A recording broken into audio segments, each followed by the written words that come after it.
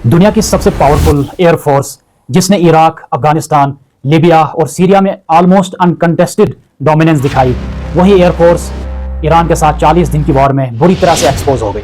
और ये मैं नहीं कह रहा, ये यूएस कांग्रेस की एक रिपोर्ट ने रिवील किया है। लेकिन सबसे शॉकिंग बात, दुनिया का सबसे advanced 5th generation fighter jet F-35 भी यूएस एयर डोमिनेंस को मेंटेन नहीं कर पाया। लेकिन कहानी यहीं और इंटरेस्टिंग हो जाती है।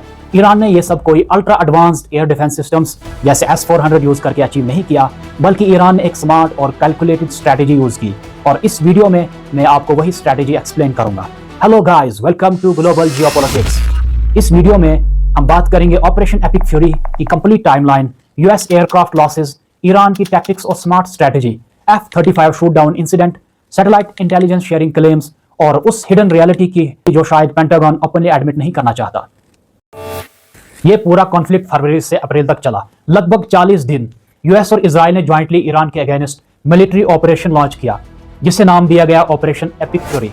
इनिशियल ऑब्जेक्टिव था ईरान के air defence systems, missile infrastructure और स्ट्रेटेजिक मिलिट्री एसेट्स को क्रिपल करना। वॉर के ओपनिंग फेज में ही यूएस और इजरायली स्ट्राइक्स ने ईरानियन रडार साइट्स और डिफेंस बैटरीज को टारगेट किया।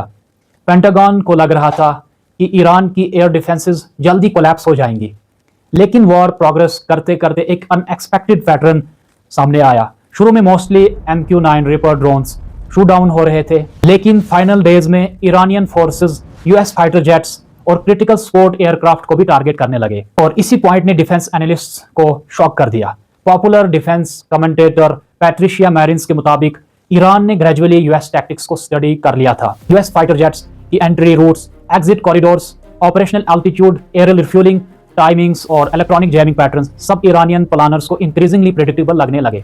मैरिन्स के अकॉर्डिंग 5th वीक तक यूएस एयरफोर्स टैक्टिक्स रिपीटेटिव हो चुकी थी। ईरान ने अपने लिमिटेड डिफेंस एसेट्स को स्मार्टर वे में डिप्लॉय करना शुरू किया, यानी क्वांटिटी नहीं स्ट्रेटजी इंपॉर्टेंट थी। अब देखते हैं यूएस एयरफोर्स ने एग्जैक्टली क्या लूज किया। कांग्रेशनल रिसर्च सर्विस रिपोर्ट के मुताबिक यूएस ने 4 F-15E strike eagle fighter jets, एक F-35A लाइटनिंग स्टेल्थ फाइटर, एक A-10 Thunderbolt, 7 KC-135 strato tankers, एक E-3 सेंट्री इवैक्स, 2 MC-130J commando aircraft, 1 HH-60W Jolly Green helicopter, 24 MQ-9 Reaper drones, एक MQ-4C Triton drone. Total estimated cost कुछ reports के मुताबिक $2.6 billion से ज़्यादा, और कुछ एस्टिमेट्स इससे भी हायर ऑलमोस्ट $29 बिलियन तक क्लेम करते हैं, depending on repair and operational losses. अब इन लॉसेस को डिटेल में समझते हैं।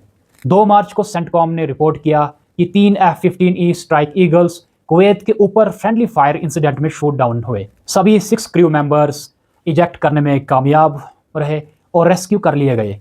लेकिन एक और F-15E 5 अप्रैल को ईरान के अंदर कॉम्बैट ऑपरेशन के दौरान शूट डाउन हुआ। इस बार blame directly Iran air defence systems पर गया। ईरानियन मीडिया ने क्लेम किया कि एयरक्राफ्ट को 3rd खुर्दाद मीडियम सैम सिस्टम ने हिट किया। यूएस एनालिस्ट ने इस क्लेम को रिजेक्ट किया और कहा कि शायद लो अल्टीट्यूड पर फ्लाइंग एयरक्राफ्ट को मैन पैड्स यानी शोल्डर फायर्ड मिसाइल ने हिट किया होगा। ईरान के पास रशियन ईगला टाइप्स मैन पैड्स के लोकल वेरिएंट्स मौजूद हैं। अगर फाइटर जेट लो अल्टीट्यूड पर हो तो इवन एडवांस्ड एयरक्राफ्ट वनरेबल हो सकते हैं। सिर्फ 2 दिन बाद 14 मार्च को ईरानियन मिसाइल और ड्रोन स्ट्राइक सऊदी अरब के प्रिंस सुल्तान एयरबेस पर हिट करती है। रिपोर्ट्स के मुताबिक 5 KC-135 एयरक्राफ्ट ग्राउंड पर डैमेज हुए। ये इंसिडेंट बहुत सिग्निफिकेंट था, क्योंकि नॉर्मली अमेरिका अपने रेयर बेसिस को रिलेटिवली सिक्योर मानता है, लेकिन ईरान लॉन्ग रेंज मिसाइल्स और ड्रोन्स के कम्बिनेशन से डायरेक्टली हाई वैल्यू एसेट्स को टारगेट कर रहा था। 28 मार्च को सेम प्रिंस सुल्तान एयरबेस पर एक और स्ट्राइक हुई। इस बार टारगेट बना E-3 सेंट्री इवैक्स एयरक्राफ्ट। इवैक्स basically flying radar command centre होता है। ये बैटलफील्ड अवेयरनेस और एरियल कोऑर्डिनेशन के लिए क्रिटिकल एसेट है। ऐसे एयरक्राफ्ट को डैमेज होना सिंबॉलिक और स्ट्रैटेजिक दोनों लेवल पर ह्यूज सेटबैक माना जाता है। 5 अप्रैल को कॉम्प्लिकेटेड रेस्क्यू मिशन कंडक्ट किया जाता है। डाउन्ड F-15E पायलट को रेस्क्यू करने के लिए US special operations aircraft Iran के अंदर ऑपरेट कर रहे थे। 2 MC-130J command aircraft reportedly immobilise हो गए। कैप्चर अवॉइड करने के लिए यूएस फोर्सेस ने खुद उन्हें सेल्फ डिस्ट्रॉय कर दिया। इसी ऑपरेशन के दौरान HH-60W Jolly green rescue helicopter small arms fire से डैमेज हुआ और लॉस डिक्लेयर किया गया। यह शो करता है कि even rescue operations contested battlefield में कितने रिस्की हो सकते हैं। लेकिन सबसे ज्यादा लॉसेस MQ-9 रिपर ड्रोन्स के हुए। 24 MQ-9 रिपर्स शूट डाउन हुए और एक्सपर्ट्स के मुताबिक ये कोइंसिडेंस नहीं था।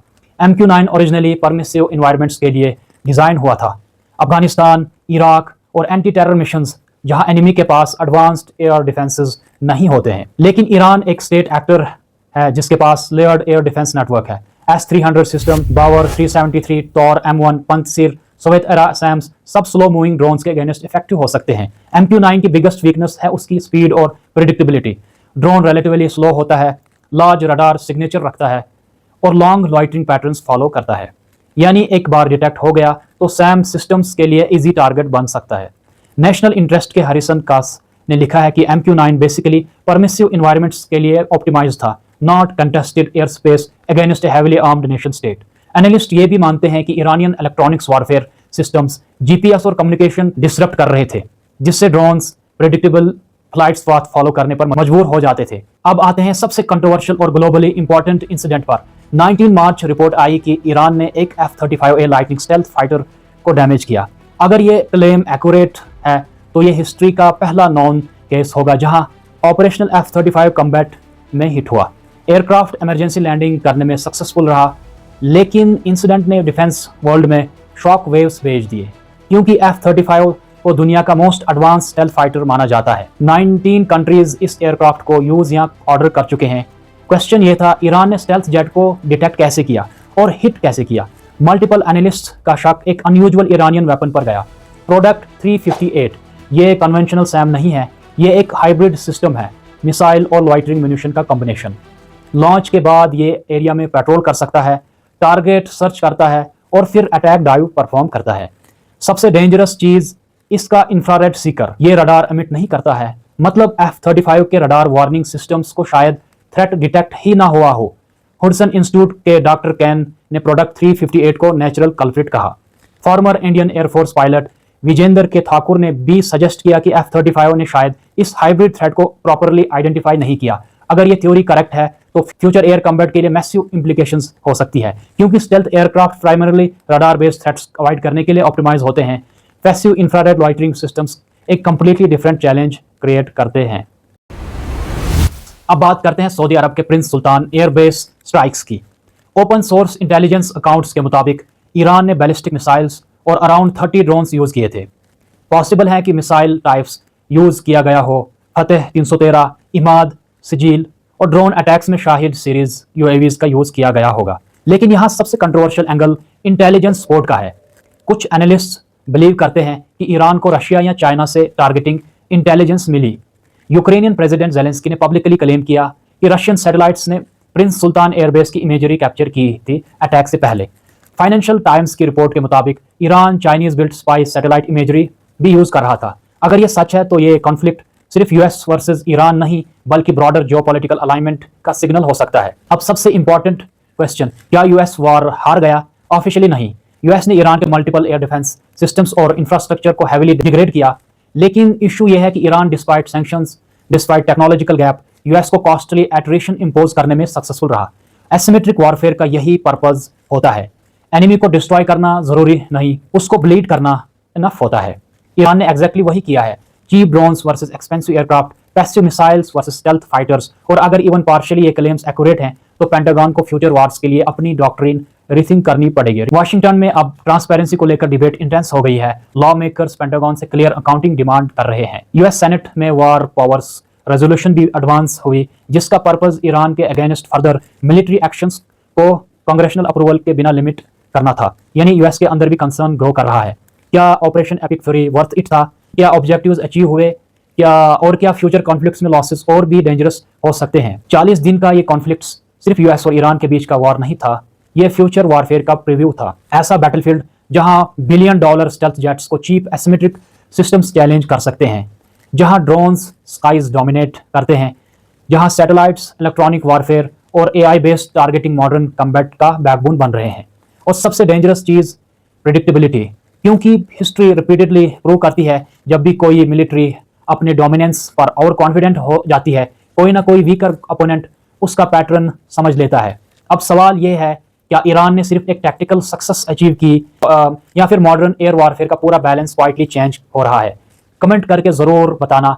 क्या आपको लगता है कि F-35 incident genuinely modern stealth technology के लिए वार्निंग साइन है, या फिर ये एक by chance war time incident है? अगर वीडियो इन्फॉर्मेटिव लगी हो तो लाइक, शेयर और सब्सक्राइब जरूर करें। मिलते हैं नेक्स्ट डीप डाइव एनालिसिस में।